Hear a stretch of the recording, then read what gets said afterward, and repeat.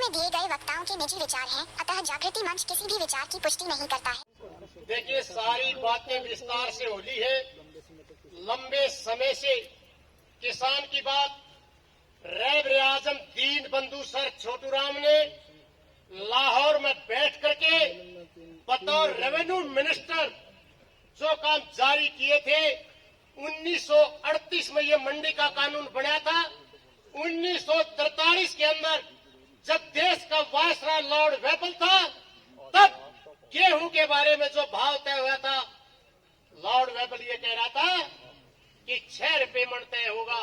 जब रैबर आजम दीन बंधु सर छोटूराम ने कहा था कि यदि 10 रुपये से नीचे रखा था खड़ी फसल में आग लगवाए।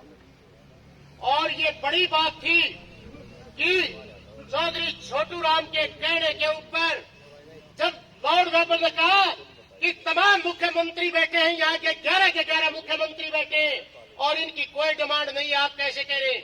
जब रैबर आजम ने कहा था कि मैं पंजाब का रेवेन्यू मिनिस्टर हूं, मैं चीफ मिनिस्टर ने भेजा हूं और ये खरीदने वाले हैं, हम बेचने वाले हैं, किसान का गेहूं 10 नहीं 11 रुपये बढ़ के क्या था। ये थी किसान की ताकत, ये थी लीडर की काबिलियत। और आज का रेवेन्यू मिनिस्टर ये बैठा है।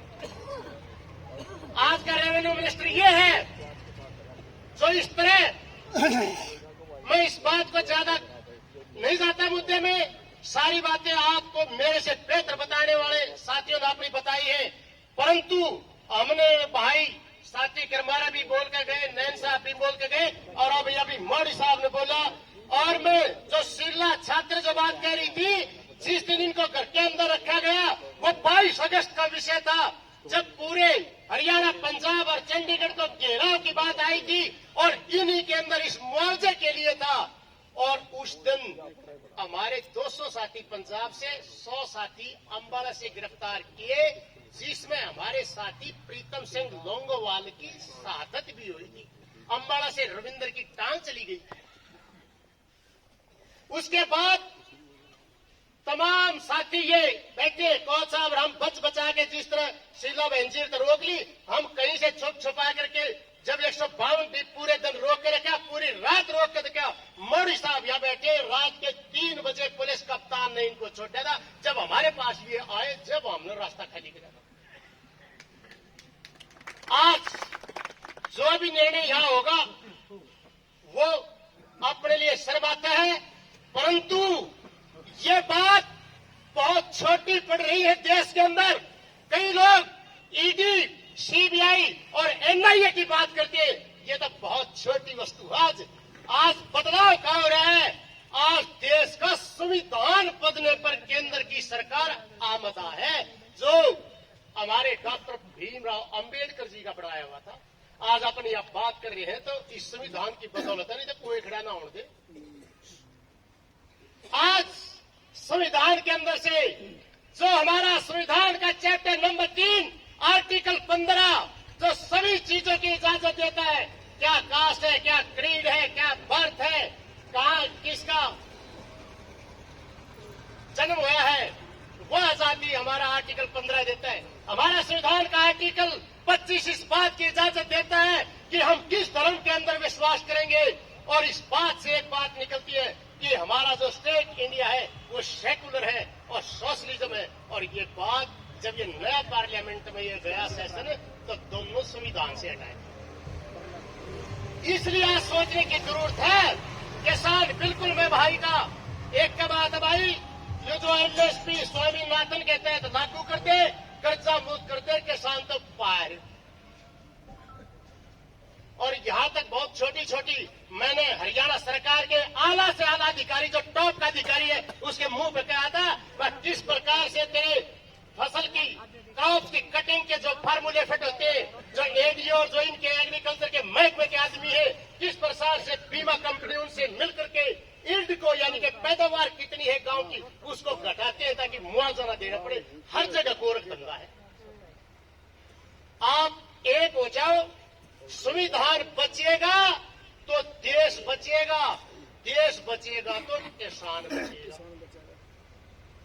और आज एक बात मैं फकर से कह सकता हूं, रैबर आजम दीन बंधु सर छोटूराम ने 100 साल पहले जो बात कही थी, ए बोले किसान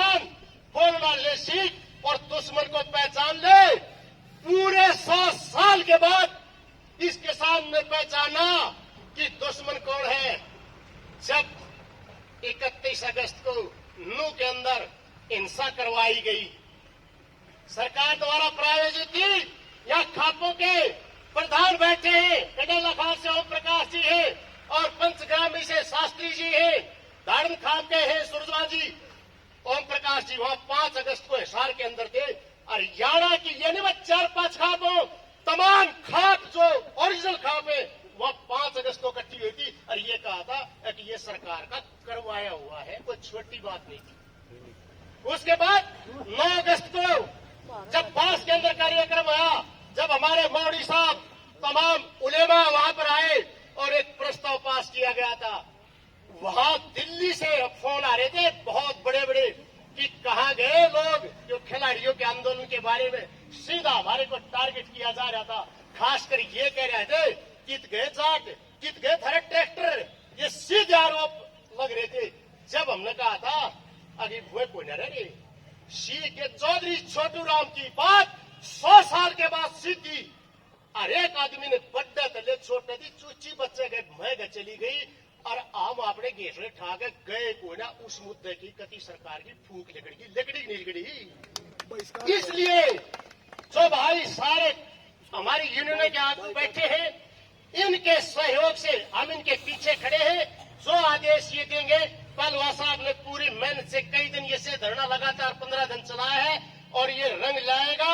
और जिस तरह भाई कृष्ण करमारा जी कह रहे थे भाई एक हो जाओ, जिस तरह नैन साहब ने बॉडी साहब ने जो बताया 26, 23, 28 को तमाम देश की राजधानियों का घेराव है, गवर्नर का घेराव है हमारा। और इस तरह अभी मैं शीला बहन को खास कर कह रहा हूं, जब आप 22 अगस्त को निकल रहे थे उसके बाद ये गूंगी और बड़ी सरकार है। अभी 28, 29, 30 को हरियाणा में अंबाला में मोदी साहब के नेतृत्व में और पंजाब में रेल रुक रही थी, कोई पूछण भी नहीं आया किसानों ने की तकलीफ, 3 रेल रुक। तो ये सरकार तो बिल्कुल एक कॉर्पोरेट की सरकार है, किसान की नहीं है। ये बड़ी बात है। आज आप जैसे सारे भाई एकजुट होकर के यहां से कोई निर्णय लेते वक्त बात आती है, आपके पीछे पीछे पूरा कारवां चलेगा और ये संविधान बचाने की जिम्मेदारी किसान की है। बाबा साहब भीमराव अंबेडकर और चौधरी छोटू राम, एक लास्ट बात बता देता हूं, कई लोगों का गलतफहमी रहती है कि जब 1927 के अंदर साइमन कमीशन भारत में आया तो सरकार भारत की पार्टियों ने कहा कि साइमन कमीशन का विरोध करते क्योंकि इसके अंदर कोई भारत नहीं है। परंतु आपको इल्म होना चाहिए, रैब आजम दीन बंधु सर छोटू राम और बाबा साहब भीमराव अंबेडकर उसका स्वागत करने वाली कमेटी में थे। क्यों थे? क्योंकि वो कमीशन दबे कुचले लोगों के लिए सत्ता में हिस्सेदारी क्या हो, हमारी कॉन्स्टिट्यूएंसी क्या हो, उसको बताने के लिए आया था। और जब पार्लियामेंट के अंदर 1935 का एक्ट छपा ब्रिटिश पार्लियामेंट में, आज का जो संविधान है वो बिल्कुल एक फाउंडेशन स्टोन है।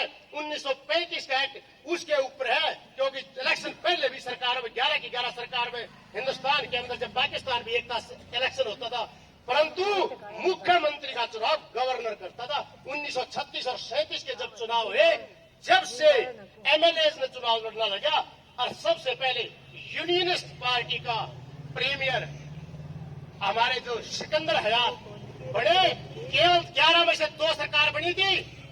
यूनियनिस्ट पार्टी की पंजाब में, किसान प्रजा हल के नेतृत्व में बंगाल में, सिंध की सरकार बनी थी मुस्लिम लीग की, 2 सरकारें साथ जीती, बाकी सरकारें कांग्रेस की बनी थी।